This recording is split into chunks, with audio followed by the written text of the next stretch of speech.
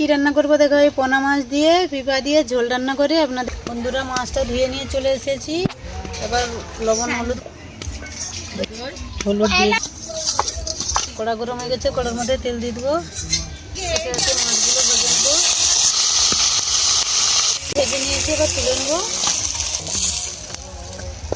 মধ্যে আমি আর একটু তেল দিচ্ছি, করছি কেটে রাখা পেঁপে দিয়ে দিচ্ছি,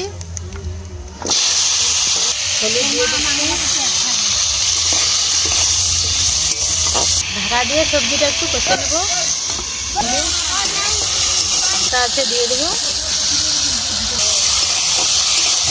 পরিমাণ মতন জল দিয়ে দেবো। এটা হয়েছে নাকি দেখে নেবো। মাছটা দিয়ে একটু ফুটিয়ে নেবো। তরকারিটা হয়েছে নাকি দেখে নেবো। একটু জিরা ধনের গুঁড়ো দিয়ে দেবো, এবার ঢেলে নেবো। বন্ধুরা এই মাছ দিয়ে পেঁপের ঝোল রান্না করেছি, কীরকম হয়েছে আপনারা দেখে শেয়ার করে জানাবে।